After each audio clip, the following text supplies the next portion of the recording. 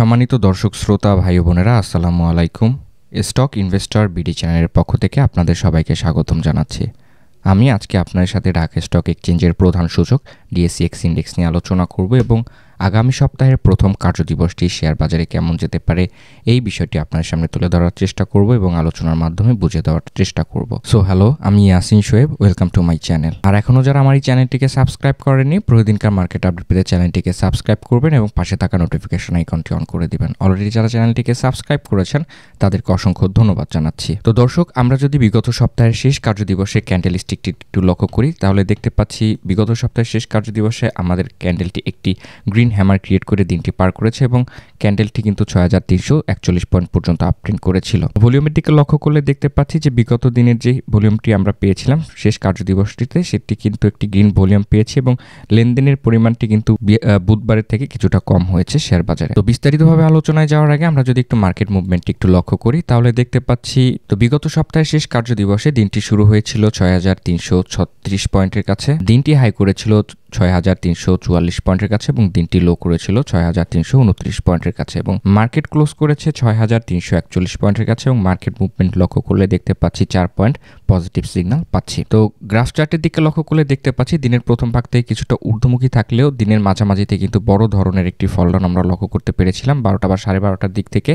পরবর্তীতে কিন্তু আবার বাই প্রেসারে কিন্তু আমার বাজারটি আপট্রেন্ড করেছে, তো এটি একটি কিন্তু পজিটিভ লক্ষণ। তো আমরা যদি এখন ডিএসসিএক্স ইন্ডেক্সের স্ট্রেংথ মিটারটি একটু লক্ষ্য করি তাহলে দেখতে পাচ্ছি ৭৯টি শেয়ারের দাম বেড়েছিল এবং ১০৫টি শেয়ারের দাম কমেছিল এবং অপরিবর্তিত শেয়ারের দাম রয়েছিল ১৮৫টি। তো একই সাথে যে সকল কোম্পানিগুলো বিগত সপ্তাহের শেষ কার্যদিবসে প্লাস ইন্ডেক্স কন্ট্রিবিউট করেছিল সেখানে উঠে এসেছে Pubali Bank, Lafarge Holcim, Square Pharma, Olympic, LRBDL, Huang Food, Sea Pearl Resort, Genex Textile, Khan Brothers এবং ওয়েস্টার্ন মেরিন শিপইয়ার্ড। তো একই সাথে যে সকল কোম্পানিগুলো বিগত সপ্তাহের শেষ কার্যদিবসে মাইনাস ইন্ডেক্স কন্ট্রিবিউট করেছিল সেখানে উঠে এসেছে Rupali Life Insurance, Unilever, BSC, Emerald Oil, Prime Bank, Pubali Bank, Heidelberg Cement, Popular Life Insurance, Sonali Life Insurance এবং প্রিমিয়াম লাইফ ইন্স্যুরেন্স। তো আমরা যদি এখন ডিএসসিএক্স ইন্ডেক্সের সাপোর্ট এবং রেজিস্ট্যান্স লাইনটিকে একটু লক্ষ্য করি তাহলে দেখতে পাচ্ছি আমাদের যে প্রথম যে সাপোর্ট লাইনটি রয়েছে এটি রয়েছে ৬৩০৫ পয়েন্টের কাছে, দ্বিতীয় যে আমাদের সাপোর্ট লাইনটি রয়েছে এটি রয়েছে ৬২৩১ পয়েন্টের কাছে এবং তৃতীয় যে আমাদের সাপোর্ট লাইনটি রয়েছে এটি রয়েছে ৬১৬৪ পয়েন্টের কাছে।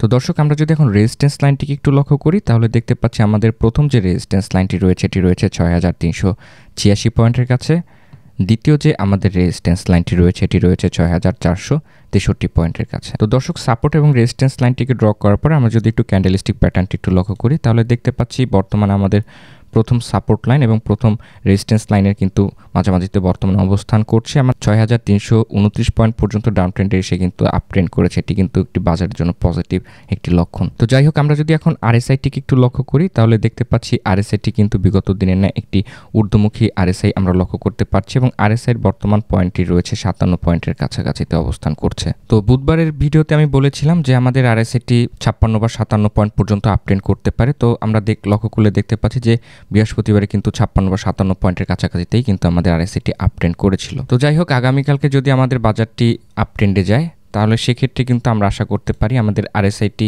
৬১ পয়েন্ট পর্যন্ত আপ ট্রেন্ড করতে পারে বা এই ৬১ পয়েন্টের এটিকেও কিন্তু লাইনটিকে রেজিস্ট্যান্স লাইনটিকে ব্রেকআউট করতে পারে যদি আগামীকালকে বাজারটি ভালোভাবে পজিটিভলি সব কিছু দেখা যায়। তো যাই হোক, আমরা যদি এখন এমএসিডি ক্রস ওভারের ফাস্ট মুভিং অ্যাভারেজ লাইনটি একটু লক্ষ্য করি তাহলে দেখতে পাচ্ছি যে আমাদের বিগত দিনে যে একটি ক্রস ওভার এখানে করেছিল এই ক্রস ওভারটি রিকভারি করে কিন্তু ধীরে ধীরে আমাদের আরও একটি ক্রস ওভার করে ফাস্ট মুভিং অ্যাভারেজ লাইনটি কিন্তু আপ ট্রেন্ডে যাওয়ার একটি প্রবাবিলিটি সৃষ্টি করছে এবং স্লো মুভিং অ্যাভারেজ লাইনটি আমরা লক্ষ্য করলে দেখতে পাচ্ছি ডাউন ট্রেন্ডের দিকে গিয়ে একটি ক্রস ওভার সম্পন্ন করার একটি প্রক্রিয়া শুরু করার চেষ্টা করছে। তো আগামীকালকের বাজারটি আমাদের জন্য অত্যন্তই গুরুত্বপূর্ণ যারা বিনিয়োগ করবেন, কারণ এই যদি ক্রস ওভারটি করে আপ ট্রেন্ডে যায় সেক্ষেত্রে কিন্তু মার্কেটটি আবার আপ ট্রেন্ড করা শুরু করবে এবং অনেক দূর পর্যন্ত কিন্তু আপ ট্রেন্ড করার একটি প্রবাবিলিটি থাকবে।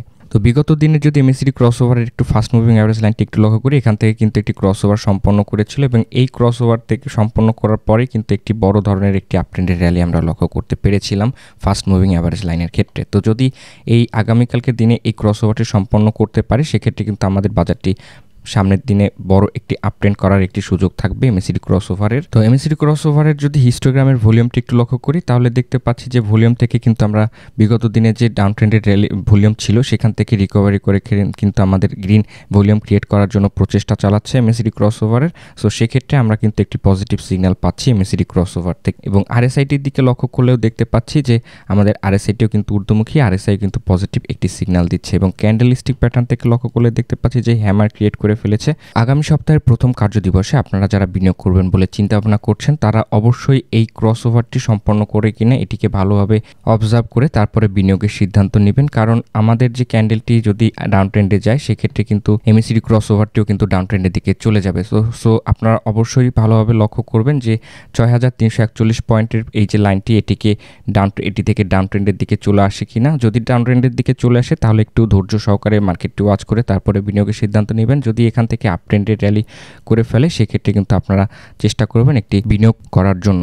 তো যাই হোক, আগামীকালকের বাজারটি যদি ডাউন ট্রেন্ডের দিকে যায় সেক্ষেত্রে কিন্তু আমাদের ৬,৩২৭ পয়েন্ট পর্যন্ত কিন্তু ডাউন ট্রেন্ডে যাওয়ার সম্ভাবনা রয়েছে। যদি ডাউন ট্রেন্ডে যদি এখান থেকে না যায় সেক্ষেত্রে কিন্তু আমাদের ৬,৩৪৯ পয়েন্ট বা ৫০ পয়েন্টের কাছাকাছিতে একটি রেজিস্ট্যান্স লাইন রয়েছে, এটিকে কিন্তু ব্রেকআউট করার একটি প্রবাবিলিটি দেখাতে পারে বলে আমি ধারণা করছি। তো যেহেতু আমরা এমএসিডি ক্রসওভার থেকে পজিটিভ একটি সিগন্যাল পাচ্ছি, আরএসআই থেকেও কিন্তু পজিটিভ সিগন্যাল পাচ্ছি এবং ক্যান্ডেলস্টিক প্যাটার্ন থেকেও কিন্তু আমরা একটি পজিটিভ সিগন্যাল পাচ্ছি। সো আশা করতে পারি যে আমাদের আগামীকালকের বাজারটি আপট্রেন্ডমুখী থাকবে এবং ৬,৩৪৯ বা ৫০ পয়েন্টের এই যে লাইনটি রয়েছে রেজিস্ট্যান্স লাইনটি, এটিকেও ব্রেক করে আপট্রেন্ডে যাবে এবং আশা করছি ৬,৩৫০ বা ৩৫৮ পয়েন্টের কাছাকাছিতে গিয়ে আমাদের বাজারটি আগামীকালকে হিট করার একটি প্রবাবিলিটি থাকবে।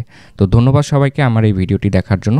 এখনও যারা আমার এই চ্যানেলটিকে সাবস্ক্রাইব করেননি প্রতিদিনকার মার্কেট আপডেট পেতে চ্যানেলটিকে সাবস্ক্রাইব করবেন এবং পাশে থাকা নোটিফিকেশন আইকনটি অন করে দিবেন। অলরেডি যারা চ্যানেলটিকে সাবস্ক্রাইব করেছেন তাদেরকে অসংখ্য ধন্যবাদ জানাচ্ছি। আপনার এবং আপনার পরিবারের সবার সুস্বাস্থ্য এবং মঙ্গল কামনায় ভিডিওটি শেষ করছি। আমার জন্য দোয়া করবেন এবং আমার পরিবারের জন্য দোয়া করবেন। আসসালামু আলাইকুম।